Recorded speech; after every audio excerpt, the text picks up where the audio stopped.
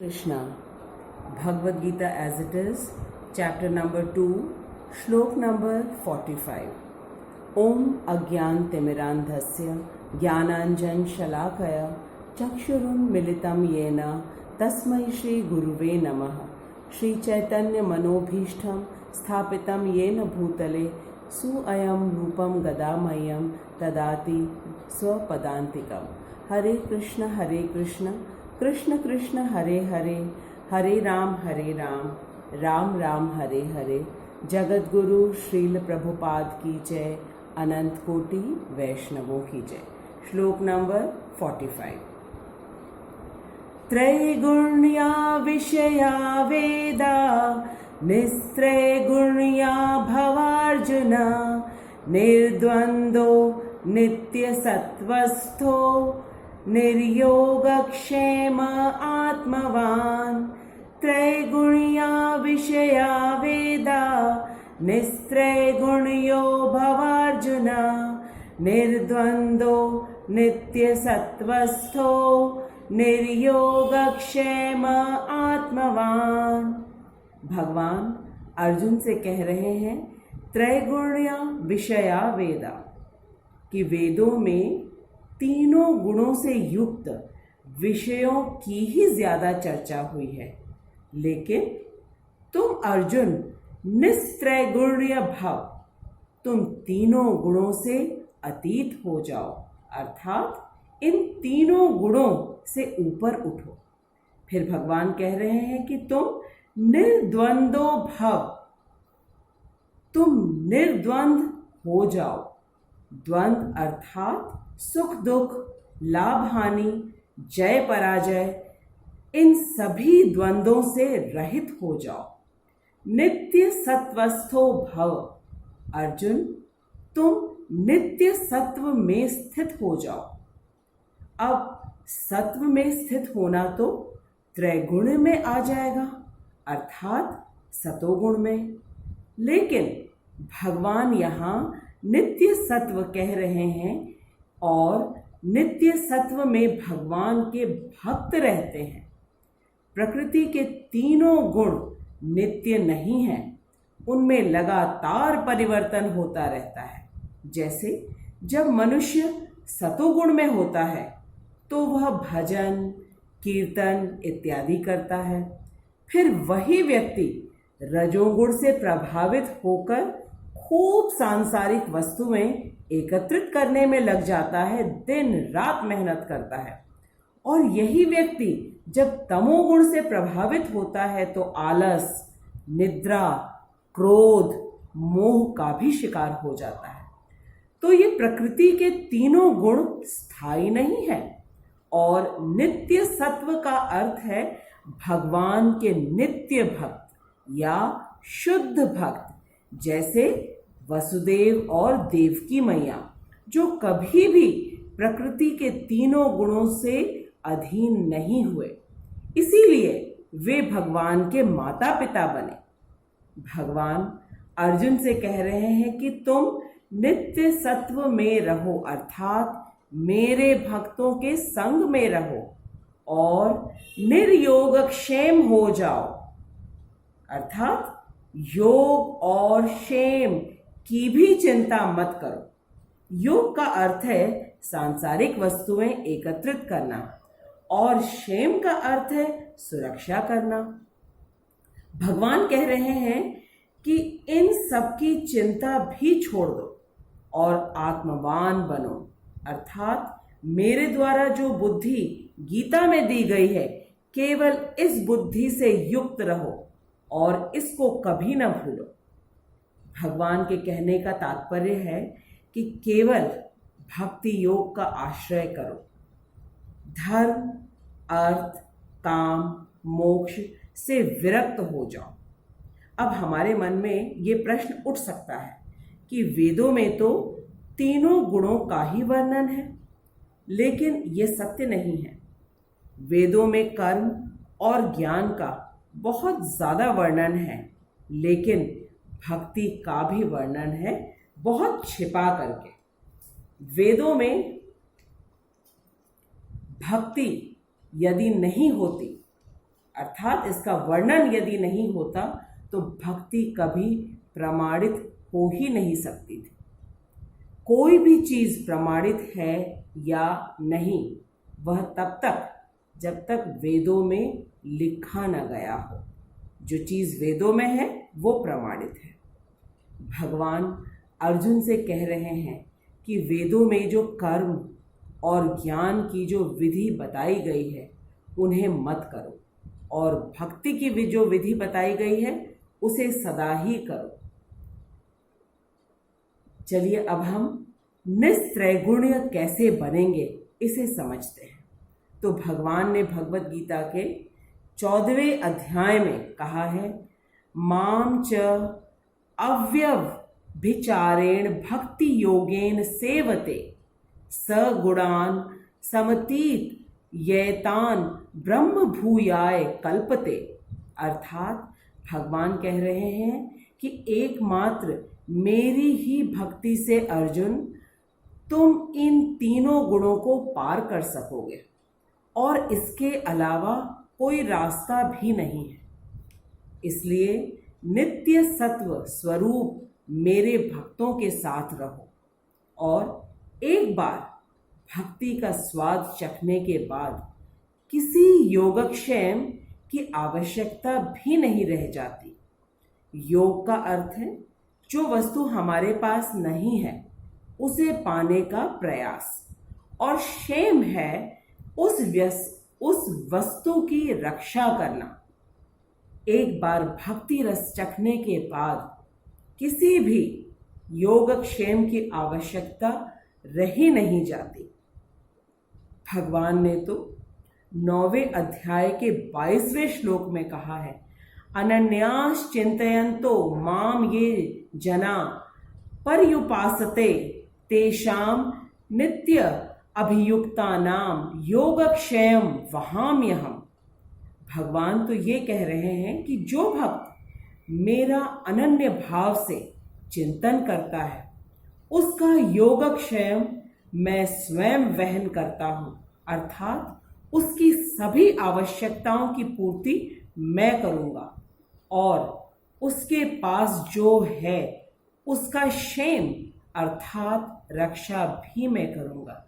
क्या इससे ज़्यादा किसी भी आश्वासन की आवश्यकता है हमें?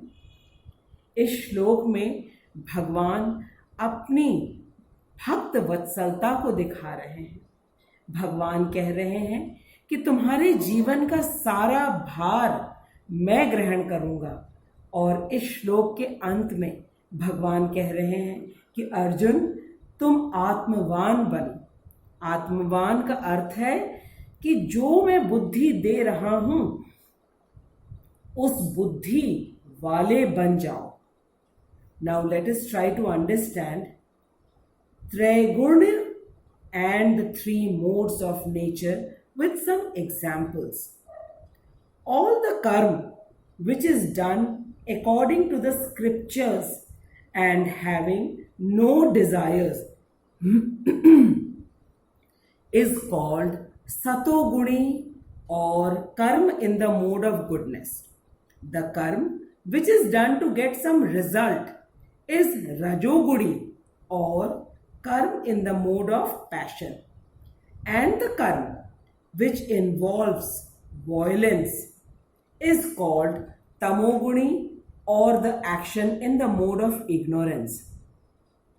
Then the next is knowledge or jnana. The knowledge about the soul or atma is the knowledge in satogun. The knowledge about our physical body is rajoguni knowledge, and the knowledge about the world is tamoguni knowledge, and the knowledge about Sri Krishna is nirgun, which is above all the three modes of the nature. Similarly, living in forest is satoguni, then living in villages or cities is rajoguni, and living in slaughterhouses, bars, pubs is tamoguni, and living in the temples is nirgun.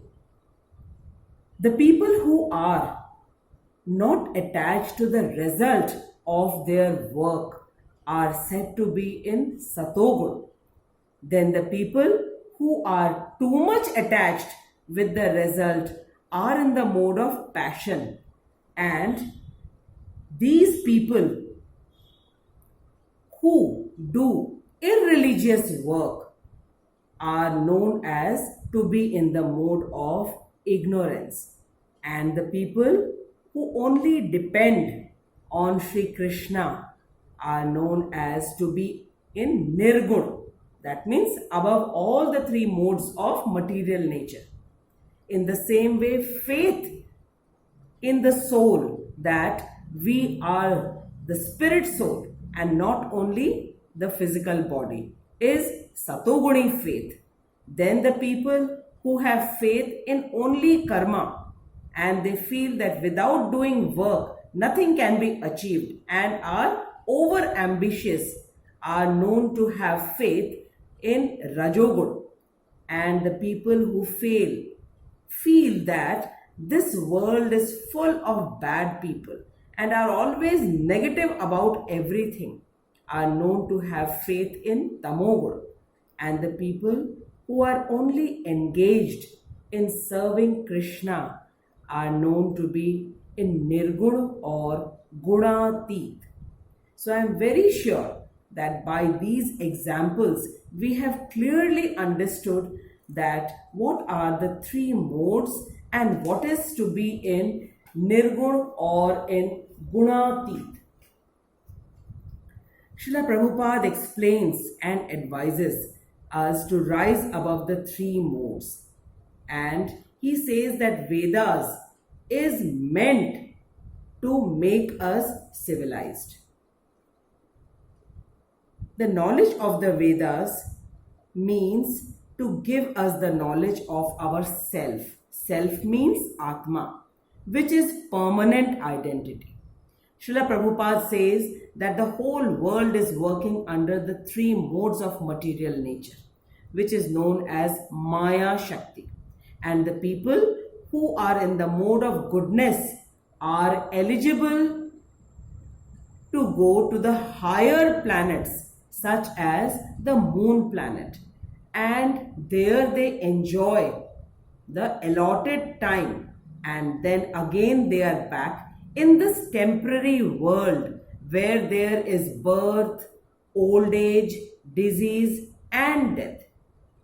The people in the mode of passion will remain in the same position as they have too many desires to be fulfilled, and Krishna is so kind that he grants them birth after birth.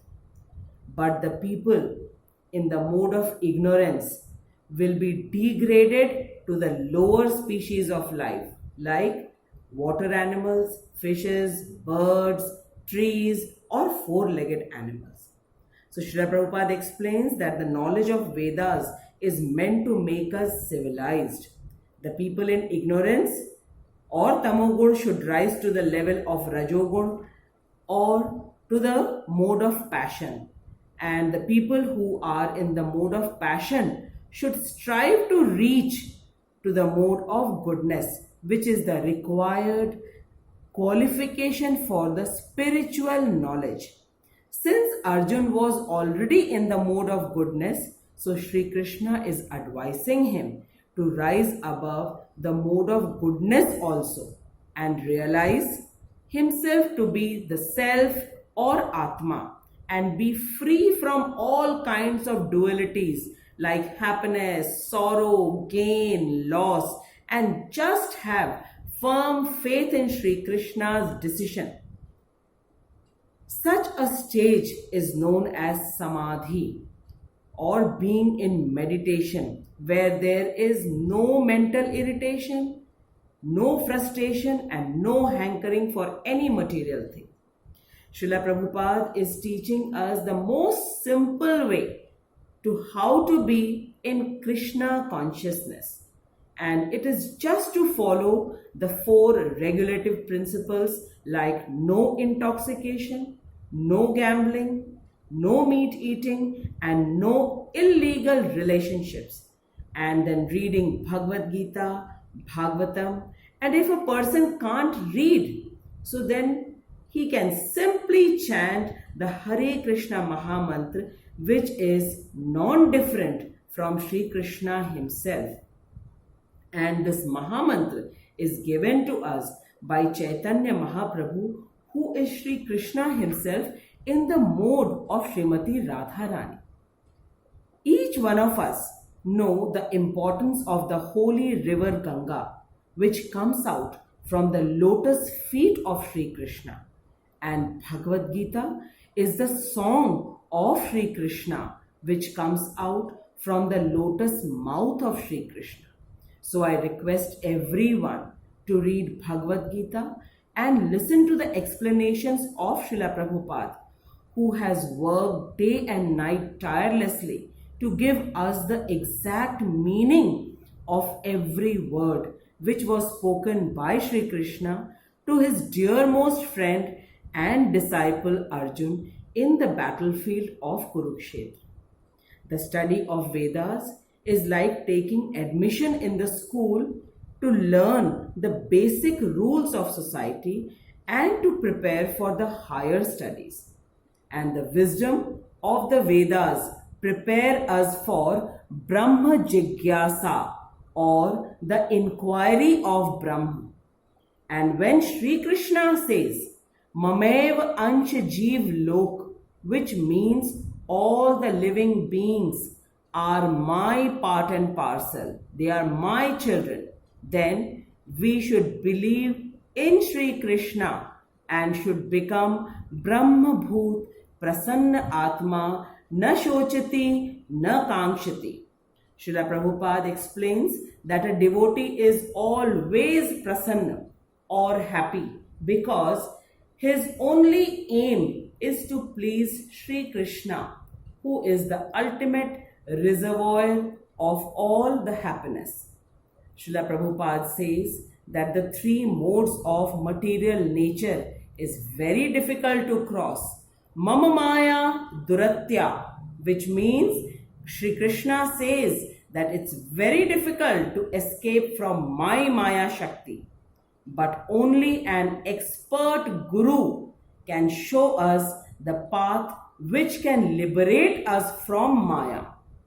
And that most powerful and the easiest way shown by our Srila Prabhupada is chanting Hare Krishna Mahamantra. Hare Krishna Mahamantra is like reaching to the topmost platform of Krishna consciousness by taking a lift. And once the person is firmly fixed in Krishna consciousness, then there is no fear of falling down from the transcendental position of Krishna Bhakti if one continues to chant Hare Krishna Mahamantra. So I am very, very sure that each one of us, we have clearly understood what is Traigurniya Vishaya, which is explained in the Ved.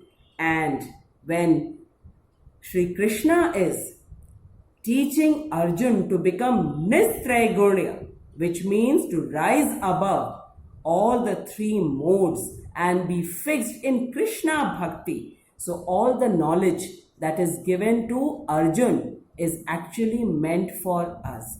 And I bow down to Srila Prabhupada for explaining us the most secretive knowledge of Bhagavad Gita in such a easy manner that each one of us can understand and follow it in our life and rise above the three modes of material nature and be fixed in Krishna Bhakti. Hare Krishna, Krishna Krishna, Hare Hare, Hare Ram, Ram Ram, Hare Hare. I bow down to every listener who take out time and listen to the Bhagavad Gita explanations.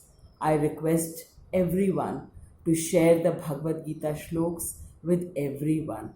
And please do write your comments. And in case you have any questions, please do write in the comment box and I shall definitely try to answer your questions with the blessings of Srila Prabhupada. Hare Krishna. Now we shall meet the next week again and see what Sri Krishna is teaching Arjun. Hari Bol, Hare Krishna. Hare Krishna, Hare Krishna, Krishna Krishna, Hare Hare, Hare Rama, Hare Rama, Rama Rama, Hare Hare, Hare Krishna, Hare Krishna, Krishna Krishna, Hare Hare, Hare Rama, Hare Rama, Rama Rama, Hare Hare, Hare Krishna, Hare Krishna, Krishna Krishna, Hare Hare, Hare Rama, Hare Rama, Rama Rama, Hare Hare. Nitai Gaur, Hari Bol, Hari Bol, Hari Bol, Hari Bol. Jai Jai Prabhupada, Prabhupada, Prabhupada, Prabhupada. Jai Jai Gurudev, Gurudev, Gurudev. Prabhupada, Nitai Gaur, Hari Hari Bol, Hari Hari Bol, Hari Hari Bol. Hare Krishna.